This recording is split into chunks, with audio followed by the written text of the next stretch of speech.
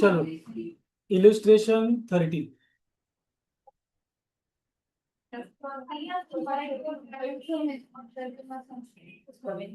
सानवी 13 पढ़ो। Illustration 13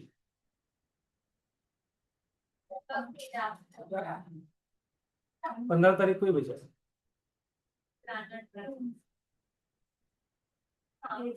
Aditi, Bobby, and Krish were partners in a firm sharing profits and losses in the ratio of 5:2. Their capitals were 5 lakh, 4 lakh, and 2 lakh respectively. The partnership fee provided for the following: A.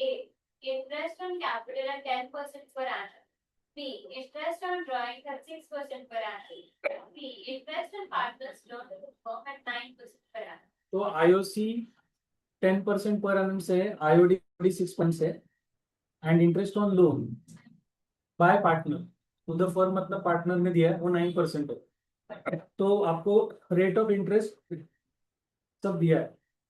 Next, In the year, Aditi had withdrawn 60,000 and 40,000 on 1st September 2021. Krish had given a loan of 40,000 to the firm.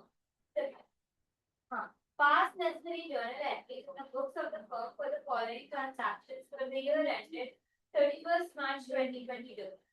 1. Allowing interest on Bobby's capital. 2. Charging interest on Aditi's drawing. 3. Providing interest on Krish's loan to the firm. Also past transfer entries in the profit and loss account, profit and loss appropriation account, as the case 19. चलो अभी हम लोग directly journal entry करेंगे। Journal entry हम लोग करेंगे बच्चों, ध्यान दो। चलो फर्स्ट एंट्री, हमें बॉबी के कैपिटल के ऊपर इंटरेस्ट अलाउ करना है। अगर इंटरेस्ट अलाउ कर रहे हैं तो एंट्री क्या होती है? इंटरेस्ट अलाउ कर रहे हैं तो एंट्री क्या होती है? आईओसी टू पार्टनर, मतलब IOC to Bobby's capital. Bobby है ना, आईओसी टू बॉबी। बॉबी का कैपिटल कितना है? कितना है कैपिटल बॉबी का? 4 lakhs। और आईओसी कितना है? 10%, मतलब उसको कितना देना है? 40,000।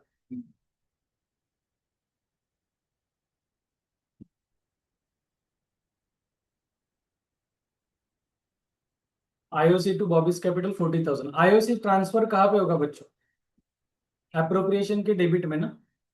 तो please write down P&L appropriation debit 40,000 to IOC 40,000।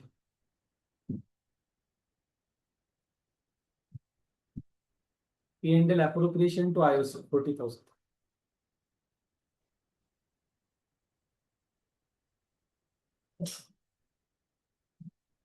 लिखा?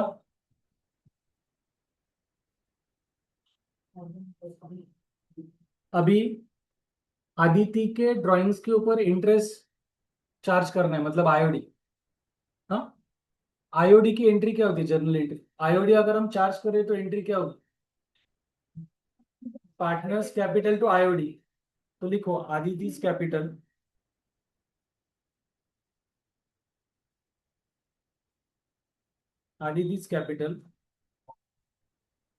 To IOD. अब इंपॉर्टेंट थिंग, आईओडी आदिति के ड्राइंग्स कितने बच्चों? उस 60,000 जो ड्राइंग्स है उसके, तो डेट ऑफ ड्राइंग दी है क्या? अगर आपको डेट ऑफ ड्राइंग नहीं दी है, नहीं दिया है ना, तो हम लोग क्या करते हैं? 6 मंथ्स के लिए निकालते। आईओडी का रेट कितना है? 6%। तो 60,000 के ऊपर 6% for 6 months, because date of drawing is not given in the profit. तो ऑन एन एवरेज 6 मंथ्स के लिए निकालते हैं। तो कितना आएगा देखो आपका?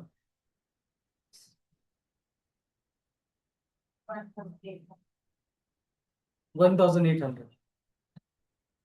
तो Aditi's capital account debit 1,800 to IOD 1,800। ये समझ में आएगा?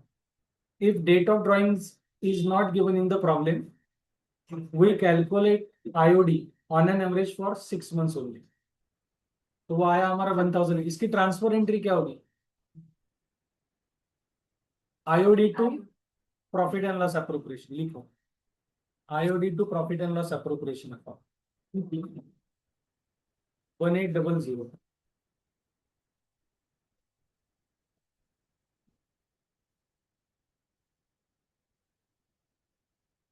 हो गया? देन यानी बॉबी को आईओसी अलाउ किया, आदिति के ड्राइंग्स के ऊपर आईओडी चार्ज किया है, यस और नो? तीसरी अभी क्या पूछा है? कीर्तिज लोन टू फर्म, मतलब कीर्ति ने फर्म को लोन दिया है, मतलब हम बोलते हैं उसे लोन बाय पार्टनर।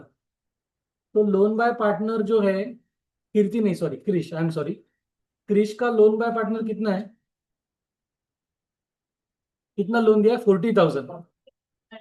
उसके ऊपर हमें इंटरेस्ट देना है। अभी इंटरेस्ट का रेट डिसाइडेड है क्या? है ना? 9% per annum, it is given in the problem, शुरुआत में हमने पढ़ा है। तो ध्यान दो, इंटरेस्ट ऑन लोन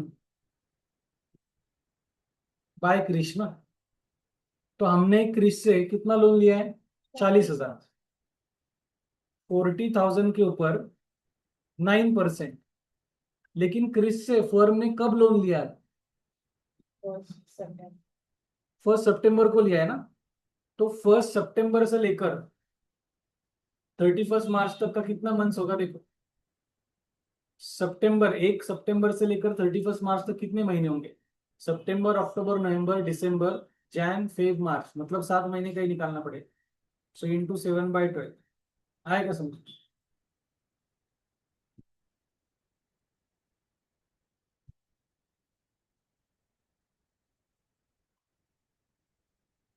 वो हो रहा है 2100। कैलकुलेशन सही है क्या? हाँ। हाँ, 2100। क्योंकि 40,000 के ऊपर 9% से सिर्फ 7 मंथ्स के लिए होगा होगा क्योंकि लोन टेकन फ्रॉम 1 सितंबर। तो जिस दिन लोन लिया है उस दिन से लेकर ईयर एंड तक का पीरियड, मतलब सिर्फ 7 महीने का इंटरेस्ट होगा। तो interest on loan by partner, इसकी पहली एंट्री क्या होगी? Interest on loan by Krish 2,100 to loan by Krish 2,100 ना। एंट्री हमारी क्या होती है? Interest on loan by partner to loan by partner ना। करतीस की नाही झाला? और उसके बाद ये इंटरेस्ट बच्चों, ये इंटरेस्ट ट्रांसफर कहाँ पे करना है बताइए? इंटरेस्ट पीएनडल में जाएगा, पीएनडल अप्रोप्रिएशन में जाएगा, पीएनडल अकाउंट में जाएगा। करेक्ट। एंट्री क्या होगी? P and L account debit to interest on loan by Krish 2,100।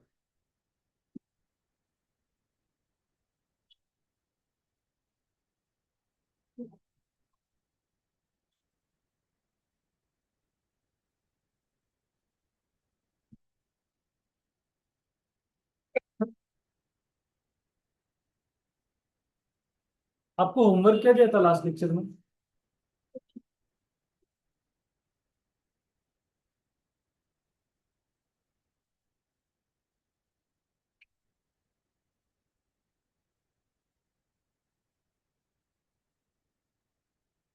ये होगा सभी का लिखकर?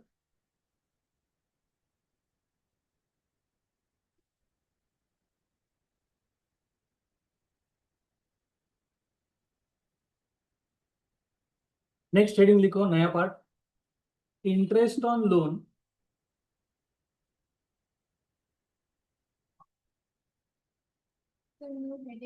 New heading. हाँ,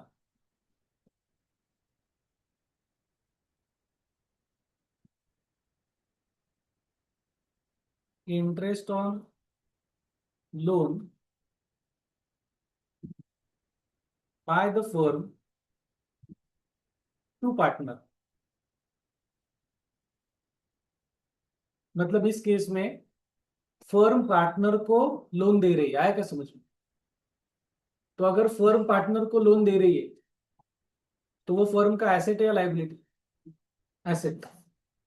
और फर्म ने पार्टनर को जो लोन दिया है उसके ऊपर फर्म इंटरेस्ट चार्ज करे, वो इंटरेस्ट फर्म का इनकम होगा, एक्सपेंस होगा? इनकम होगा, करेक्ट। तो ये हेडिंग लिखा, interest on loan by the firm to partner. तो उसमें फर्स्ट लिखो चार्जिंग इंटरेस्ट,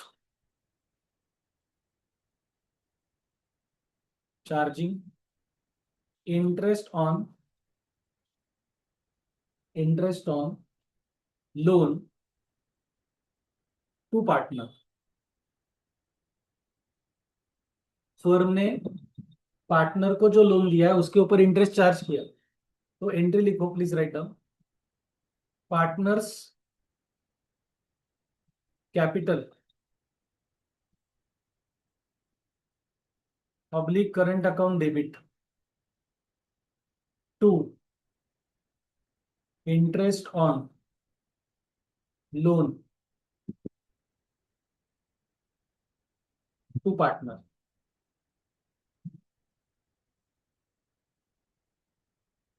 मतलब हम लोग क्या कहेंगे, लोन के ऊपर का जो इंटरेस्ट है वो पार्टनर से रिसीवेबल है इसलिए उसको डेबिट, और इंटरेस्ट ऑन लोन पार्टनर हमारा इनकम है इसलिए उसको क्रेडिट। सेकंड, ये interest on loan to partner close करना, तो closing of interest on loan to partner.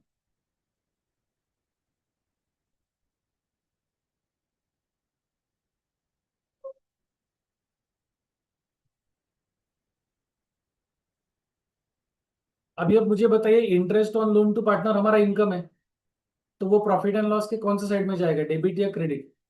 Credit, yes. तो इसकी एंट्रीज बहुत सिंपल है, लिखो interest on loan to partner debit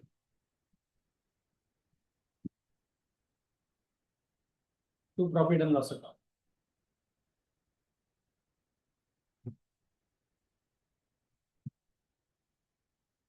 हो गया? इलिस्ट्रेशन 14 आज दोपहर में भेजा, देखो ओपन करो। इलिस्ट्रेशन 14 दोपहर में भेजा, ओपन करो।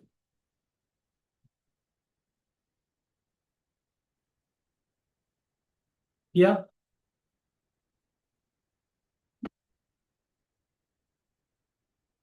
श्रेया बात, प्रॉब्लम सब लोग ध्यान दोगे उधर। A and B are partners sharing profits in the ratio of 3:3. On 1st April 2025, their capitals were 5 lakhs and 3 lakhs respectively. A was in the need of funds and hence took a loan of 1 lakh from the firm on 1st July 2021. मतलब ए ने firm से 1 लाख रुपए का loan लिया, मतलब firm ने ए को 1 लाख रुपए का लोन दिए। हाँ, next. What journal entries will be passed if A, rate of interest is not agreed, and B, rate of interest to be charged is agreed at 12% per annum. Profit for the year ended 31st March 2026 amounted to 1,50,000 before charging interest on loan to A. Pass journal entries for interest and prepare partners capital account. अभी important thing है, पहली case ऐसा है कि rate of interest is not given, तो क्या करना है? नहीं, गड़बड़ हो गया। 6% का क्राइटेरिया कब अवेलेबल है? If loan is taken by the firm और कुछ भी एग्रीमेंट नहीं हुआ है तो 6% से लोन के ऊपर इंटरेस्ट पे करना है। लेकिन फर्म अगर पार्टनर को लोन दे रहा है और कुछ भी एग्रीमेंट नहीं है अबाउट द इंटरेस्ट, तो इंटरेस्ट चार्ज ही नहीं होगा। समझा क्या? तो केस ए में कुछ एंट्री नहीं होगी, ये समझ में है?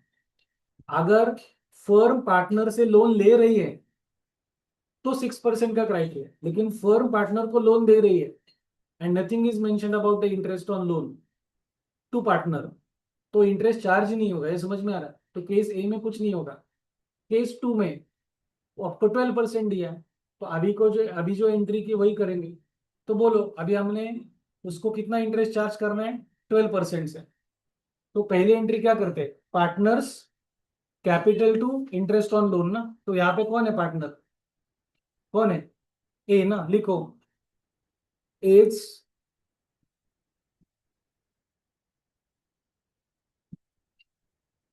एज कैपिटल अकाउंट डेबिट ना,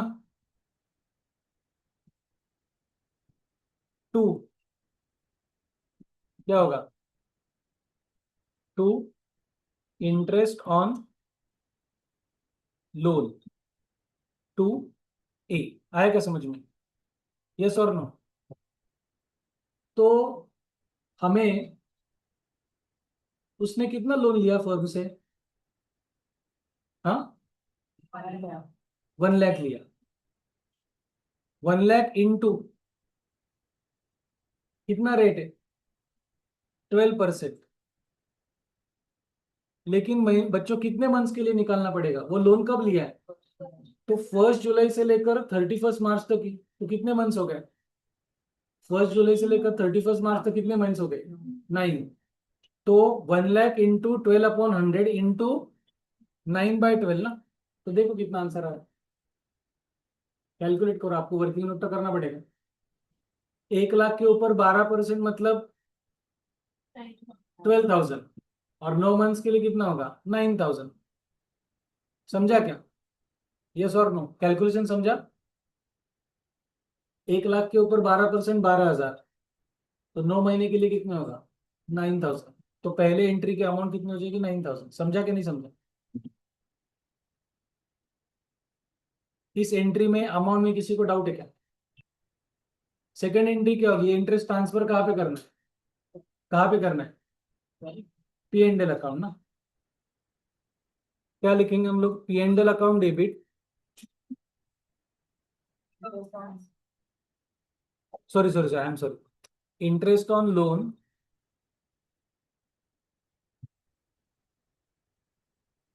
interest on loan account debit to profit and loss account. बच्चों सही है क्या, एंट्री सही है। Interest on loan to A, हाँ पूरा लिखते हैं, मैंने अभी शॉर्ट में लिखा है, आप पूरा लिखो, पूरा लिखते हैं इसको, इंटरेस्ट ऑन लोन टू ए।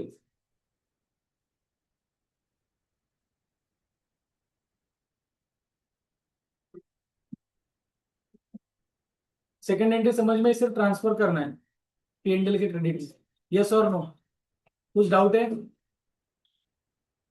पक्का समझ में है, यस और नो। अब सुनो सुनो सुनो, हमें और क्या प्रिपेयर करना है, पार्टनर्स कैपिटल अकाउंट प्रिपेयर करना है ना। तो सिर्फ टी फॉर्म बनाओ, डेबिट में ए बी, क्रेडिट में ए बी, बाकी कुछ नहीं। मैं भी करता हूँ।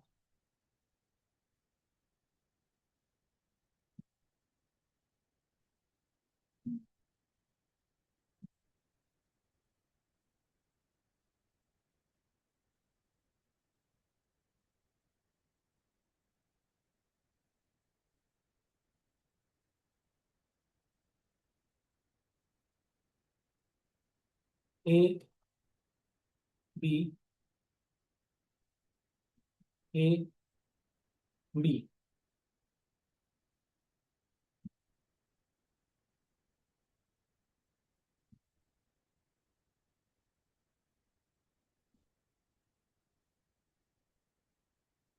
हो गया क्या ड्रॉ। ज्यादा कुछ नहीं करते बैठना है बच्चों अभी हमें, हाँ हमें क्या करना है, प्रॉब्लम आगे के करते जाना है।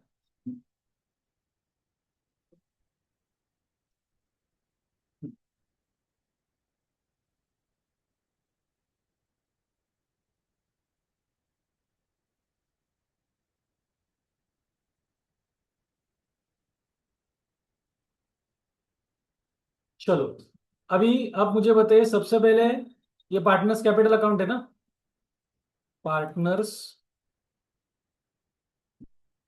कैपिटल अकाउंट, हाँ सबसे पहले क्या लिखना है, क्या करना है, सबसे पहले पार्टनर्स के कैपिटल के बैलेंसेस लिखो, बाय बैलेंस ब्रॉट डाउन।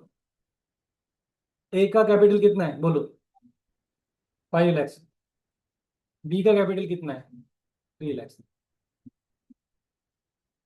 आ रहा है क्या समझ में? ठीक है। अब अपना ए को इंटरेस्ट ऑन लोन कितना चार्ज करना है?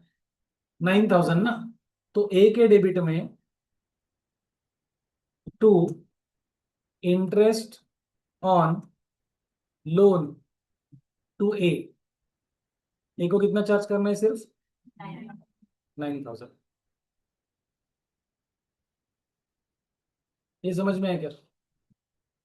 हाँ, करेक्ट है। यहां तक समझ में है।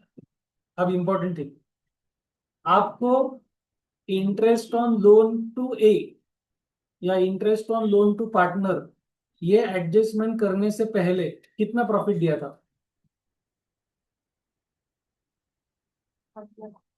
1,50,000। मतलब interest on loan to A charge करने से पहले आपका प्रॉफिट 1,50,000 था। ये 9,000 फर्म का क्या है बच्चों? इनकम है, एक्सपेंस है? इनकम है। तो 1,50,000 का जो प्रॉफिट है, आप उसमें 9,000 ऐड करने पड़ेंगे। उसके वजह से फर्म का प्रॉफिट बढ़ा, यस और नो? तो अभी फर्म का प्रॉफिट कितना हो गया? 1,59,000। ये समझ में है क्या? यस और नो? ये 1,59,000 profit profit and loss appropriation के क्रेडिट साइड में जाएगा, और वहां से अप्रोप्रिएशन के बाद जो डिविजिबल प्रॉफिट बचेगा वो फिर से पार्टनर्स को डिस्ट्रीब्यूट करना है। इस प्रॉब्लम में अप्रोप्रिएशन का पार्ट कुछ नहीं है, आईओसी नहीं, आईओडी नहीं, सैलरी पेएबल टू पार्टनर नहीं, कमीशन पेएबल टू पार्टनर कुछ नहीं। मतलब 1,59,000 जो प्रॉफिट पीएनडल अप्रोप्रिएशन के क्रेडिट में ट्रांसफर हुआ है वही आपका डिविजिबल प्रॉफिट होगा। ये समझ में है क्या? तो 1,59,000 profit should be distributed among the partners in there पीएनडल ratio. तो वो अगर हम लोग डिस्ट्रीब्यूट करते हैं तो एंट्री क्या होती है? P and L appropriation to partners capital. तो पार्टनर्स कैपिटल के क्रेडिट में क्या लिखना पड़ेगा? By P and L appropriation account. Yes और नो? ये समझ में है क्या? और 159 ए और बी को उनके पीएनडल रेशो में देना है। पीएनडल रेशो क्या है? 3:2। तो ए का शेयर क्या होगा? 3/5। बी का शेयर क्या होगा? 2/5। तो 1/159 का 3/5 और 2/5 निकालो, मुझे बताओ।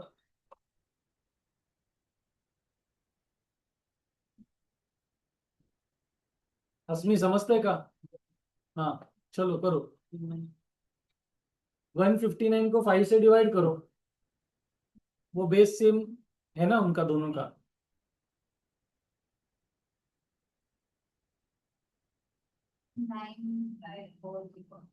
ये ए का शेयर कितना आ रहा है?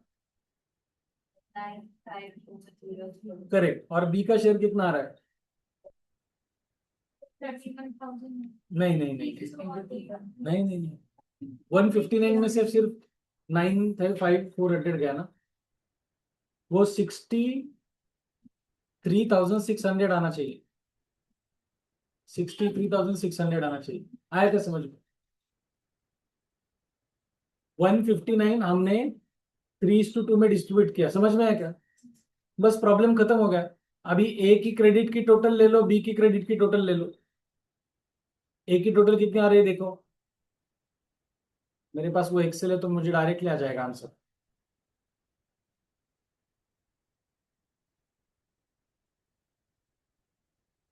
ए की क्रेडिट की टोटल 59, सॉरी 595,400। बी की क्रेडिट की टोटल 363,600। और डेबिट में से माइनस करके जो आएगा उसे कहेंगे बैलेंस कैरिड डाउन ना। ए का बैलेंस कितना आ रहा है? 586,400 आएगा। और बी का बैलेंस उतना ही आएगा, 363,600। समझा क्या? ये आपके बैलेंसिंग फिगर है उनके।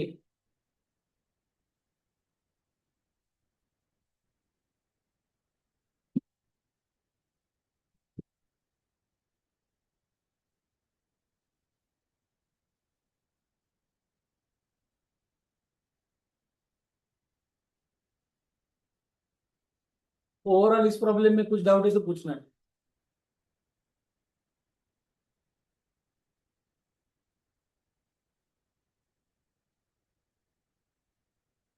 कुछ डाउट है? पक्का समझ में है? हमें यहाँ पे P&L अप्रोप्रिएशन अकाउंट बनाना नहीं है, लेकिन इंपॉर्टेंट चीज है कि प्रॉफिट में interest on loan to partner, उसकी वजह से प्रॉफिट बढ़ा, तो 159 को डिस्ट्रीब्यूट करना है। आपने गलती से 150 को डिस्ट्रीब्यूट कर तो रॉन्ग हो जाए। समझ में आया क्या? ओवरऑल कुछ डाउट है?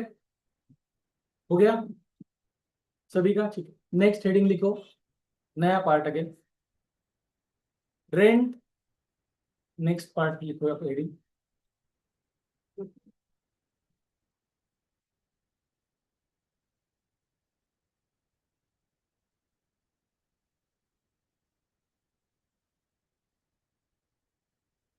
Please write down, rent paid public payable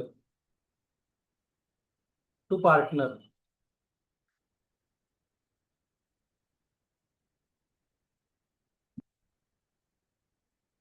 rent paid और payable to partner.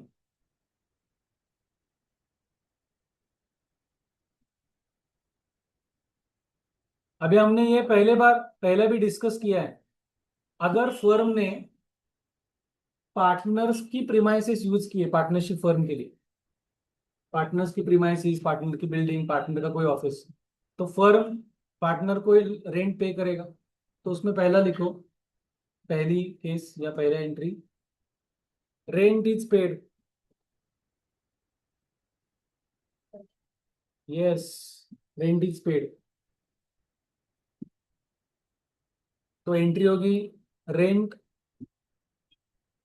Account debit to cash oblique bank. Cash से पेड किया तो कैश को क्रेडिट, चेक से पेमेंट किया तो बैंक को क्रेडिट। आया समझ में? सिंपल पार्ट है। फर्म का एक्सपेंडिचर है इसलिए रेंट को डेबिट, फर्म के बैंक से पैसा जा रहा है तो क्रेडिट द गिवर, कैश कम हो रहे तो credit not goes up. Simple part. Second entry, rent payable है, payable to partner. Payable to partner मतलब बच्चों इट इज आउटस्टैंडिंग ना, आउटस्टैंडिंग रेंट है, मतलब पार्टनर को रेंट पेएबल है, रेंट आउटस्टैंडिंग है, तो एंट्री होगी रेंट अकाउंट डेबिट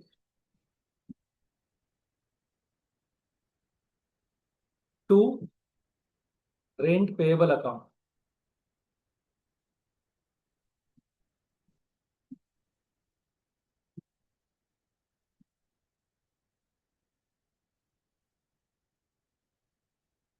रेंट हमारा एक्सपेंस है इसलिए डेबिट, और रेंट पेपर हमारी लाइबिलिटी इसलिए उसको क्रेडिट, आउटस्टैंडिंग रेंट। और तीसरी एंट्री, रेंट को ट्रांसफर करना है प्रॉफिट एंड लॉस को, तो rent is transferred to profit and loss account.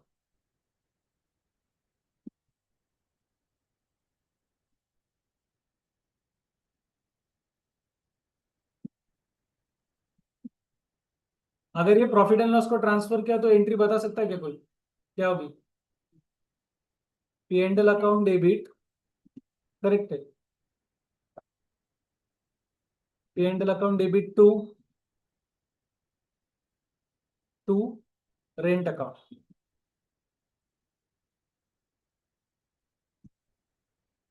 समझ में आ रहा है क्या?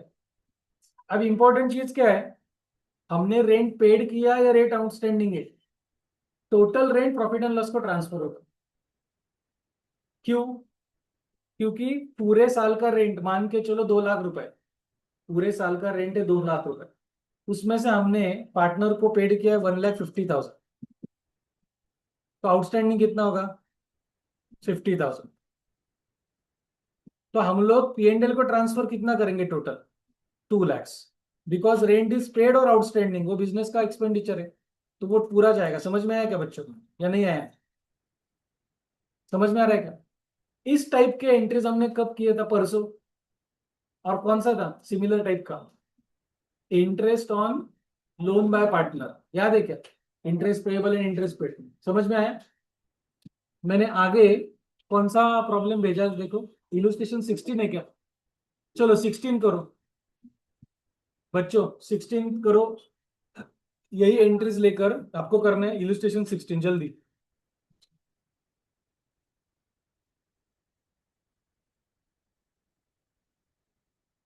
इलुस्ट्रेशन 16 करना है, स्टार्ट करो चलो। एग्जैक्टली सेम एंट्रीज है, कुछ अलग नहीं है।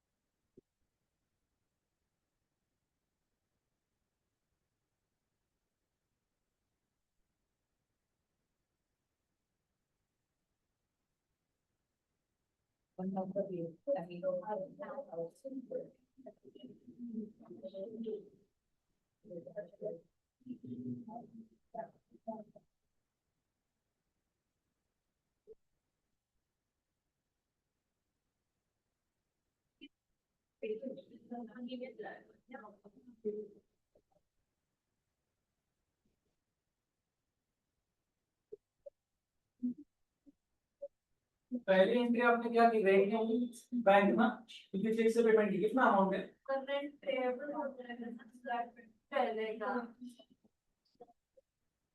अप टू फेब्रुआरी 5 मार्च को पे किया है ना, मतलब 11 महीने का पे किया, ऐसा दिया है ना।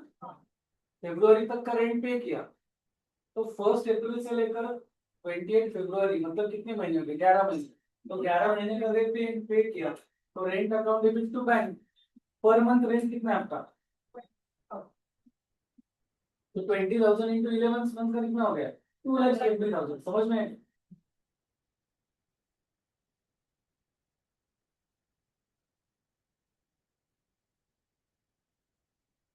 ये एडिटिंग थोड़ी बोलना है आपको। आपके मेरा ना आपसे पूछ रहा है। आप उधर आप फर्स्ट वर्ष में अटेंडेंस, हाँ स्कूल में देखते हैं। उसको ये चढ़ता हूँ, क्या बोलते हैं उसको, रिप्लाई। और पर इसका डाला है तो किसने जो किसने भी डाला, इस अपना ये नहीं सभी नहीं है। और कौन नहीं, सेकंड में इतना नहीं है, 10 बीमार इसकी बात है।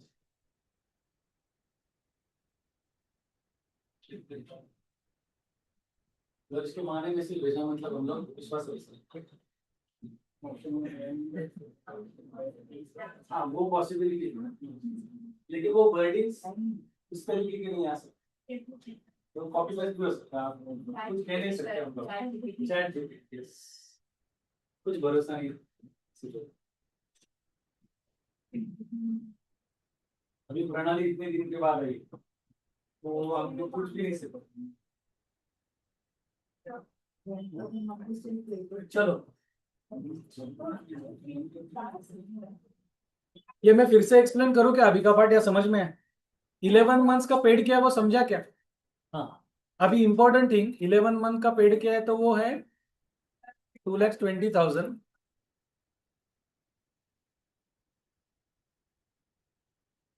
और 1 महीने का आउटस्टैंडिंग है ना, तो वो कितना है? 20,000। और टोटल ट्रांसफर कितना होगा? 240। करेक्ट लिखा क्या सभी ने?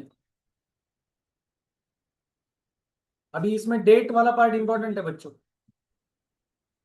डेट लिखा है ना। ये जो एक्चुअल रेंट पेड किया उसकी डेट क्या है? तो वो लिखना पड़ेगा 5 मार्च 24। समझा क्या? और जो आउटस्टैंडिंग रेंट है वो 31 मार्च को हो जाएगा। सही है क्या? और ट्रांसफर की एंट्री भी हम लोग ईयर एंड में करते हैं, तो वो क्या होगा 31 मार्च 24। जिस दिन पेड किया उस दिन की डेट 5 मार्च।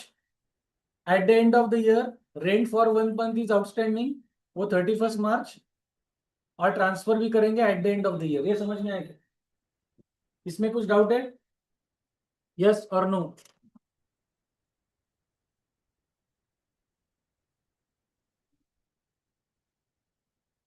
समझ में आ रहा है? हो गया। नेक्स्ट हेडिंग, ये हो गया ना? Next heading, please write down in case of loss to the firm.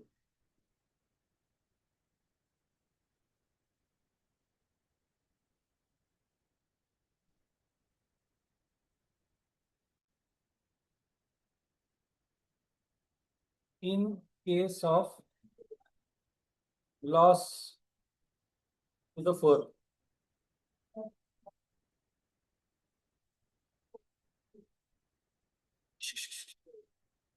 लिखो if the firm incurs loss. आपको लिखना है if the firm incurs loss, ये हेडिंग के बाद लिखना है। हेडिंग लिखा क्या सबने? हाँ, पॉइंट नहीं, ऐसा पैरा फॉर्म ही है। हेडिंग लिखा, लिखो if the firm incurs loss, comma partners will neither be allowed IOC,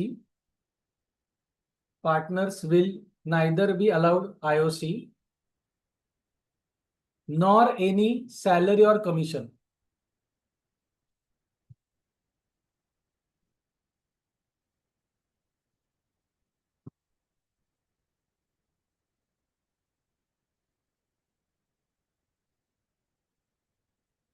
मतलब अगर आपके फर्म में लॉस इनकर हुआ है तो आप पार्टनर को इंटरेस्ट ऑन कैपिटल नहीं देंगे, पार्टनर को सैलरी भी नहीं देंगे और पार्टनर को कमीशन भी नहीं देंगे।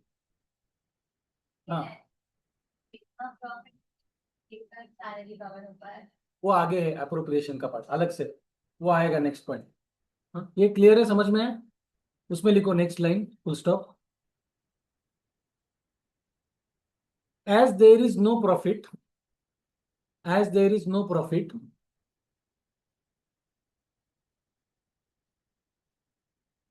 no P&L appropriation account will be prepared।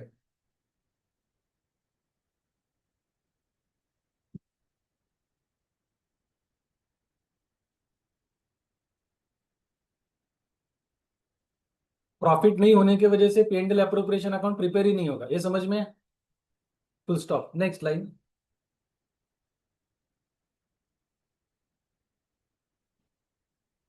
The losses will be distributed, the losses will be distributed through profit and loss account, through profit and loss account to partners, to partners in their P&L ratio, in their P&L ratio, through profit and loss account to partners in their P&L ratio. जो loss का distribution है वो profit and loss account में ही करेंगे, partners को उनके P&L ratio में loss distribute करना है। वो एक्चुअली हमने एक प्रॉब्लम में किया था, लेकिन अब ये अलग से पॉइंट है तो फिर से करेंगे। इलुस्ट्रेशन 19 देखो, ग्रुप में डाला है, दिखाई दे रहा है? कृतिका पढ़ो, सब लोग ध्यान दो क्या? हाँ, अरे नहीं नहीं नहीं, कौन सा इलुस्ट्रेशन 19 ना, A and B है वो। हम्म, Their capital was 3 lakh and 2 lakh respectively. Hmm, But 1st October 2023, they granted a loan of 50,000 to the group. रुको, ए ग्रांटेड लोन 50,000 टू फर्म, मतलब फर्म ने ए से लोन लिया है या ए को लोन दिया है? हाँ, next, We allowed the firm to use this property for business for a month, for a monthly rent of 10,000. हाँ, फर्म ने बी की प्रॉपर्टी यूज की है, इसलिए उसको पर मंथ रेंट कितना देना है? 10,000। Next, The partnership deed provides that interest on capital will be allowed at the rate 9% per annum, and B is to be allowed an annual salary of 1,000. अभी रुको, दोनों पार्टनर के कैपिटल के ऊपर IOC allow किया है 9% per annum, वो partnership deed में ऑलरेडी डिसाइडेड है। एंड बी को एनुअल सैलरी अलाउड की है हमने 1,00,000 rupees. Next, The firm total loss of 28,500 for the year ended 31st March 2024 before any adjustment is made according to the partnership deed. Prepare an account showing the distribution of fee profit loss. अभी ध्यान दो, बहुत important चीज है। अब उन्होंने clearly दिया है ये सब एडजस्टमेंट्स के पहले ही फर्म का लॉस है 28,500। अगर लॉस है तो दोनों पार्टनर को आईओसी हम देंगे कि नहीं देंगे? मतलब आईओसी का पार्ट करना ही नहीं है क्योंकि लॉस है। वन ऑफ द पार्टनर को सैलरी देना है, वो देंगे कि नहीं देंगे? वो भी छूट। अब मेरा सवाल है, हमने पार्टनर से ए से जो 50,000 रुपए का लोन लिया है उसके ऊपर इंटरेस्ट फर्म को पे करना होगा कि नहीं? करना है, क्योंकि interest on loan by partner is charge against profit होता है। आपके फर्म को लॉस हुआ या प्रॉफिट हुआ, अगर आपने पार्टनर से लोन लिया है तो इंटरेस्ट देना ही पड़ेगा। आया समझ? सेकंड थिंग, हमने बी की प्रॉपर्टी यूज की है फॉर द पार्टनरशिप फर्म, तो उसको रेंट देना है। तो रेंट देना है कि नहीं देना है?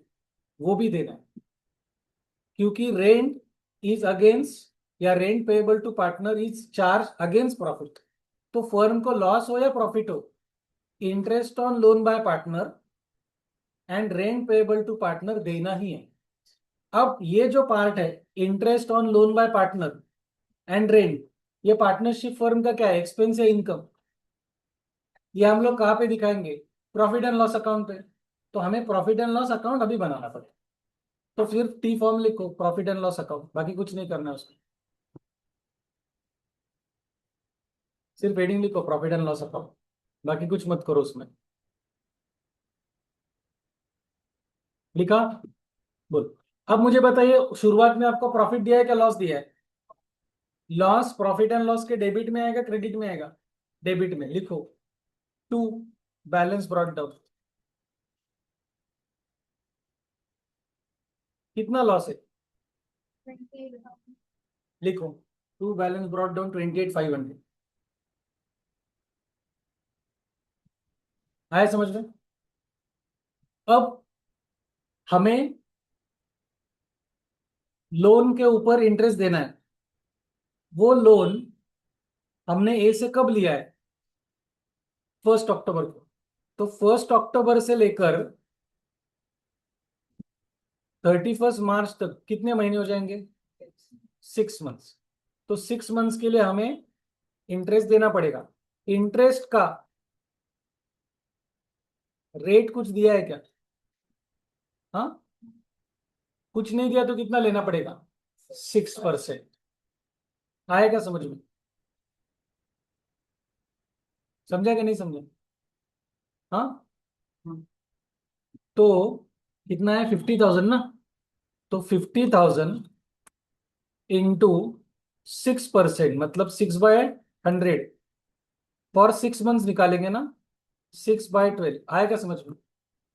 तो 50,000 के ऊपर 6% मतलब 3,000, और 6 महीने के लिए कितना हो जाएगा? 1,500 ना। सही है क्या?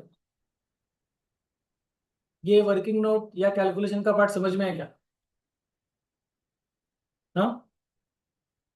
तो ये अगर हम लोग पे कर रहे हैं तो ये प्रॉफिट एंड लॉस के डेबिट में आएगा क्रेडिट में आएगा? डेबिट में। लिखो to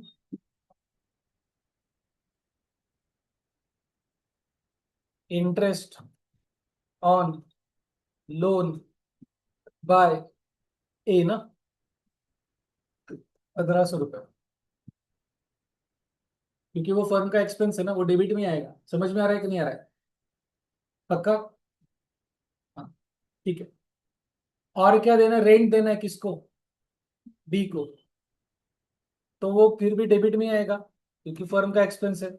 to rent, per month कितना है बच्चों? तो इस साल का कितना होगा? 1,20,000 ना। समझ में आया? तो हम क्या कहेंगे, interest on loan by B और रेंट देने से पहले ऑलरेडी हमारा लॉस 28,500 था, उसमें और एक्सपेंसेस बढ़ा, तो अभी टोटल लॉस कितना हो जाएगा देखो, इसकी टोटल।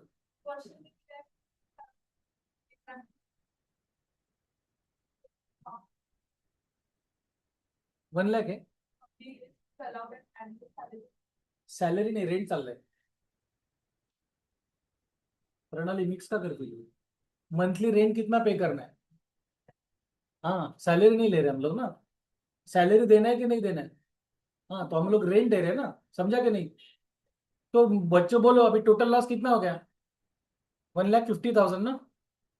तो ये 1,50,000 हम लोग दोनों पार्टनर्स को, ये लॉस है ना क्योंकि डेबिट साइड बढ़ी है, वो लॉस दोनों पार्टनर को ट्रांसफर करेंगे बाय नेट लॉस ट्रांसफर। ए और बी उनका रेशो क्या है? रेशो क्या है? रेशो दिया नहीं मतलब क्या होगा? इक्वल 75,000 75,000। प्रॉब्लम खत्म, समझा क्या?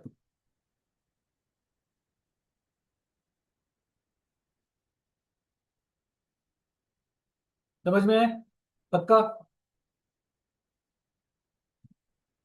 इसमें किसी को डाउट है? तो नेट प्रॉफिट और लॉस दोनों की ट्रांसफरिंग की क्रेडिट साइड को आती है। प्रॉफिट होगा तो क्रेडिट साइड बड़ी होगी ना, और प्रॉफिट होगा तो वो P&L अप्रोप्रिएशन में जाएगा, और P&L अप्रोप्रिएशन में कुछ नहीं है तो एज इट इज वो पार्टनर्स को जाएगा, लेकिन प्रोसेस वही है, profit should be transferred first to P&L appropriation account, make the all appropriations, then divisible profit should be transferred to partners capital. ऐसे ही प्रोसेस है। अगर लॉस हुआ तो P&L अप्रोप्रिएशन अकाउंट बनाए नहीं, समझ में है? ये पक्का समझ में है? यहां पर हमने क्या देखा, अगर फर्म का लॉस है तो ये होना है, करना है। नेक्स्ट हेडिंग लिखो, व्हेन एप्रोप्रिएशंस, ये हो गया ना सबका? Please write down, when appropriations are more than available profits, are more than available profits.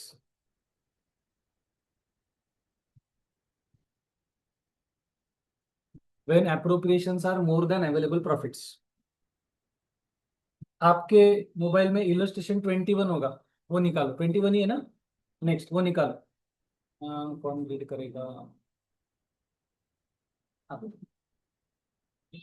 सब लोग, सबने निकाला? ये ना रीड करो 21, सब लोग ध्यान दोगे प्रॉब्लम का ना, please. PNP and partner share profit ratio to 1 is a non-working partner in this country 24 lakhs as a strategy. सुनो, ए ने सिर्फ कैपिटल कंट्रीब्यूट किया है 24 lakhs। हाँ, He is the working partner. Partnership deed provides for each that 10% per annum and salary of month to the working partner. रुको, मतलब IOC देना है सिर्फ ए को क्योंकि उसी ने कैपिटल लाया है, और सैलरी देना है वर्किंग कैपिटल को, वर्किंग पार्टनर को, मतलब किसको देना है? बी को। Next, Net profit third must by before providing for interest, capital and salary amount to 1,40,000. ये सब एडजस्टमेंट्स करने से पहले हमारे पास अभी नेट प्रॉफिट अवेलेबल है 1,40,000। But required to show this. अभी ध्यान दो, यहाँ पे पहले वर्किंग नोट करना है, लिखो please write down working note. अब मुझे बताइए आईओसी जो होगा, आईओसी वो कितना परसेंट है? लिखो 10% ऑन 24 lakhs ना, तो वो कितना होगा बच्चों आपका? 2,40,000। यस और नो? ये किसको देना है? ए को ना, ए को देना है। इधर लिखता हूँ चाहिए तो वो ये ए को देना है। और सैलरी देना है ना, वो किसको देना है? कितना देना है सैलरी? 15,000 पर मंथ, तो 15,000 इंटू 12, वो कितना आएगा? 1,80,000। वो किसको देना है हमें? बी को देना है। इसका मतलब हमें टोटल अप्रोप्रिएशन जो करना है या डिस्ट्रीब्यूशन जो करना है वो कितना हो रहा है टोटल? 4,20,000। यस और नो, ये समझ में आया क्या? तो हमें दोनों पार्टनर को मिला के आईओसी और सैलरी 4,20,000 रुपीज देना है, लेकिन हमारे पास अवेलेबल प्रॉफिट कितना है? 140। मतलब सफिशिएंट नहीं है। तो क्या करना है बता दो, ध्यान दो। अगर आपके अप्रोप्रिएशन के अमाउंट अवेलेबल प्रॉफिट से ज्यादा है, अगर आपके अप्रोप्रिएशन के अमाउंट 420, आपके अवेलेबल प्रॉफिट्स 140 से ज्यादा है, तो उस केस में दोनों पार्टनर को जो भी अमाउंट पेएबल है उसका रेशो निकालना है। ध्यान दो। ए को कितना देना है? 240। बी को कितना देना है? हाँ, 180। इसका रेशो निकालना है। रेशो निकालना आता है। ये रिड्यूस किया तो क्या हो जाएगा? 24 एंड 18। और रिड्यूस किया तो क्या होगा? 4:3। समझा क्या? मतलब रेशो क्या होगा? 4:3। तो 1,40,000 जो है उसमें से 4/7 ए को देंगे एंड 3/7 बी को देंगे। ये समझ में आएगा? ये कब करना है? When the appropriations are more than available profits, then amount payable to partner लिखो, उसको रिड्यूस करो, उसका रेशियो निकालो। जो भी अवेलेबल अमाउंट्स है वो उन दोनों को, तीनों को, जो भी है उनको उन रेशियो में देना है। ये समझ में? ये वर्किंग नोट कर लो।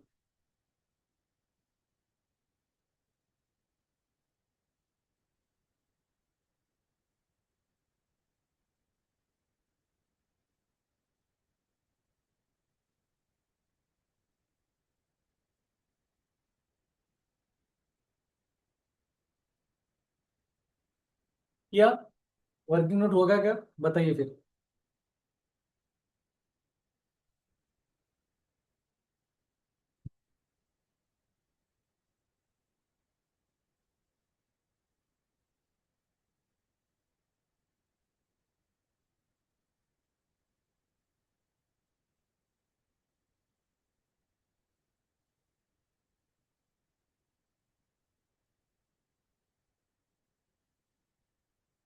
चलो अभी पी एंड एल अप्रोप्रिएशन बनाओ, क्योंकि आईओसी या सैलरी या अप्रोप्रिएशन हम कहाँ पे दिखाते हैं? पी एंड एल अप्रोप्रिएशन में। और इस प्रॉब्लम में प्रॉफिट है। प्रॉफिट है मतलब वो पी एंड एल अप्रोप्रिएशन को ट्रांसफर होगा ना। आएगा समझ में? तो P and L appropriation account just T format draw करो। तो मुझे बताइए वो प्रॉफिट कहाँ पे ट्रांसफर होगा पी एंड एल अप्रोप्रिएशन के? क्रेडिट में। लिखो by profit and loss account. कितना है वो? 1,40,000। समझा क्या? हम्म। और 1,40,000 ही हम लोग डिस्ट्रीब्यूट करने वाले हैं। समझ में आ रहा है? और 1,40,000 जो डिस्ट्रीब्यूट करने वाले हैं उनका रेशियो भी डिसाइड है। तो डेबिट में क्या क्या देंगे बोलो? पी एंड एल के अप्रोप्रिएशन डेबिट में 2 आईओसी किसको देना है? ए को। और 2 सैलरी किसको देना है? बी को। ये समझ में आया क्या? तो 1,40,000 का 4/7 ए को जाएगा, 1,40,000 का 3/7 बी को जाएगा। कितना आता है देखो? 80,000 और 60,000 हो गया। एक 140 का बाइफरकेशन। समझ में आया क्या? इसमें कुछ डाउट है क्या?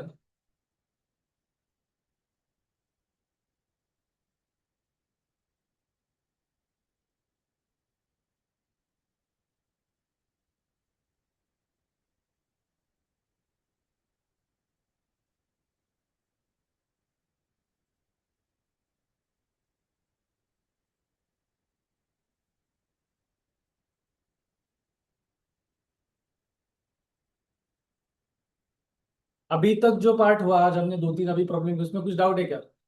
पक्का?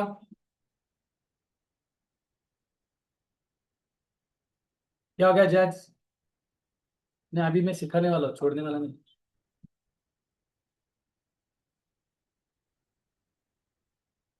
डीएवी के तो अभी पूरा बुक आ रहा है ना ऑलमोस्ट। क्या एडमिशन तक है ना? तो एडमिशन मतलब बहुत ज्यादा है। एडमिशन ही सबसे बड़ा है एज कम्पेयर टू रिटायरमेंट। हो गया ये? नेक्स्ट हेडिंग लिखो अभी। ड्राइंग्स के बारे में कुछ इंफॉर्मेशन है वो लिख लेते हैं। Please write down. Interest on drawings, IOD. उसमें अलग अलग केसेस है, वो केसेस हमें देखना है बच्चों। आईओडी या इंटरेस्ट ऑन ड्राइंग्स लिखो। मैं बताता हूँ, लिखो आप। When drawings are made, please write down. When drawings are made beginning of every month, beginning of every month, when drawings are made beginning of every month, bracket में, bracket में amount and time gap, bracket में amount and time gap is equal, amount and time gap is equal. मतलब कोई partner हर महीने के 1 तारीख को 10,000 रुपए निकल रहा है, तो अमाउंट भी सेम है और टाइम गैप भी सेम है। इस केस में हमें क्या करना है, डैश करके इतना ही लिखो। जो भी हम लोग इंटरेस्ट ऑन ड्राइंग्स कैलकुलेट करेंगे वो करेंगे 6.5 मंथ्स के लिए, 6.5 मंथ्स के लिए, बस इतना ही लिखना है। वो कैसे आया वो आपको पूछेंगे नहीं। ये जो मैं अभी लिख के दे रहा हूँ ये मेजरली आपको एमसीक्यू में आने वाला है, लेकिन आगे अगर कुछ प्रॉब्लम आया तो कुछ ही प्रॉब्लम में अगर आईओडी निकालना है तो ये हमें ध्यान में रखना है। समझ में आ रहा है? अगर कोई पार्टनर हर महीने के शुरुआत में सेम अमाउंट सेम इंटरवल से निकाल रहा है तो उस केस में उसका आईओडी निकालते समय 6.5 मंथ से निकालना। हाँ, ठीक है। ये पहली केस होगी। सेकंड केस, ज्यादा नहीं, सिर्फ 8 ही केसेस है। हाँ, second case please write down. Drawings are made, please write down. Drawings are made at the end of every month, at the end of every month,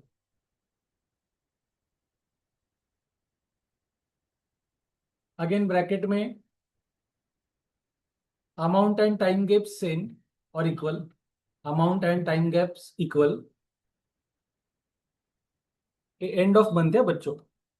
उस केस में आपको on an average लेना है 5.5 months, 5.5 महीने।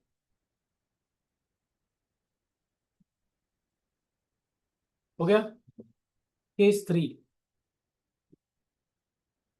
Drawings are made, drawings are made in the middle और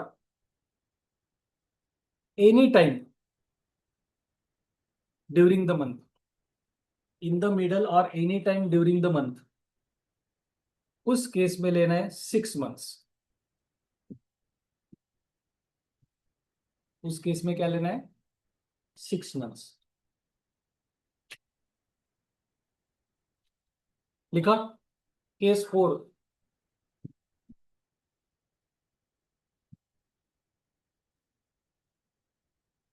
drawings of equal amount made, drawings of equal amount made in the beginning of each quarter, in the beginning of each quarter,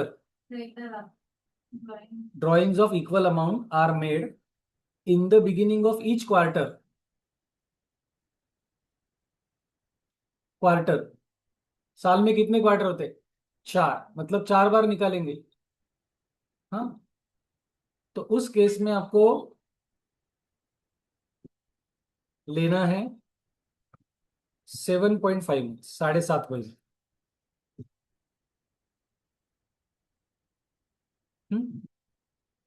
case 5, ये था अपना beginning of quarter ना। अब next, drawings of equal amount are made, drawings of equal amount are made at the end of each quarter, drawings of equal amount are made at the end of each quarter. उस quiz में लेना है 4.5 महीने, 4.5 months,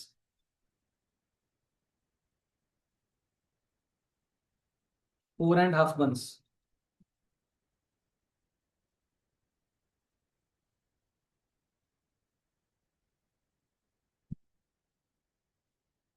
हो गया। हाँ, eight the end of each quarter, तो वो लेना है हमें 4.5 months। Case 6, drawings of equal amount are made, drawings of equal amount are made during the middle of quarter, बीच में कभी भी लिया, during the middle of each quarter, तो उस केस में 6 months।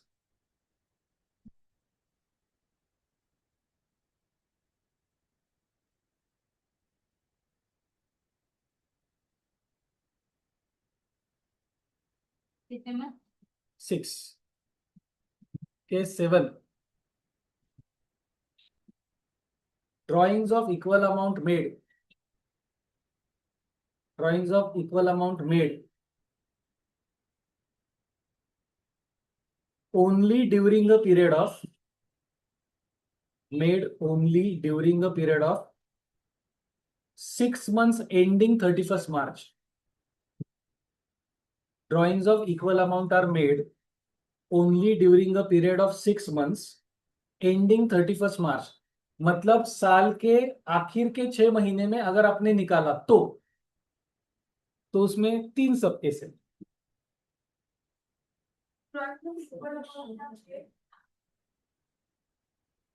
Made only during a period of 6 months ending 31st March। उसमें पहली सब case beginning of each month,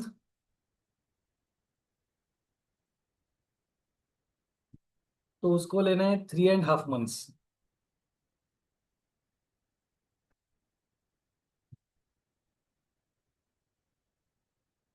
दूसरी case and of each month, and of month, तो उसको लेना है 2.5 months।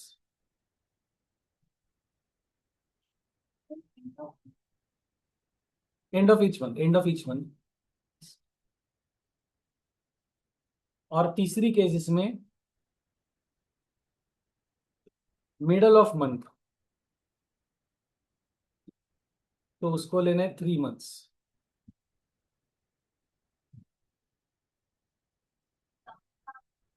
ये सब में काम आ सकता है पूछा तो, अदरवाइज आपको एमसीक्यू में डेफिनेटली आएगा।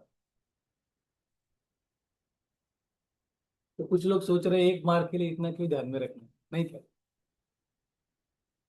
ठीक, और last 8.8 case, when the rate of interest is given, when the rate of interest is given without word,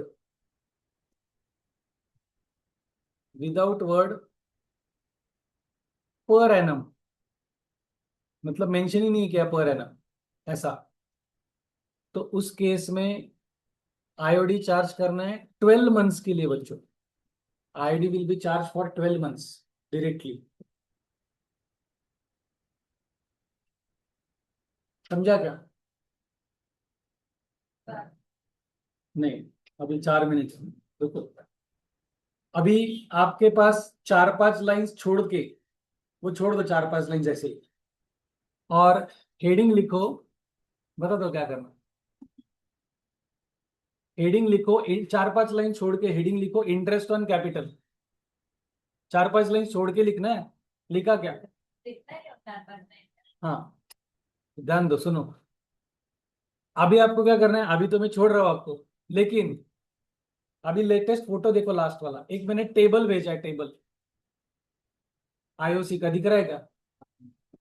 वो टेबल और इसके नीचे चार्ज और एप्रोप्रिएशन ऐसे 2 टर्म है, वो पूरा का पूरा टेबल कॉपी करना है घर में।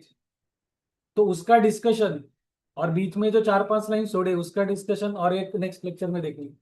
हाँ चलो भागो। और इसका होमवर्क रहेगा, वो मैंने गलती से पहले क्लास में भी नहीं भेजा है, वो भेजता हूँ अभी, अभी के बाद। चलो,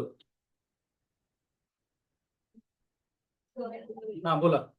अलग पेपर में तो डाल हाँ पूछ सकते हो।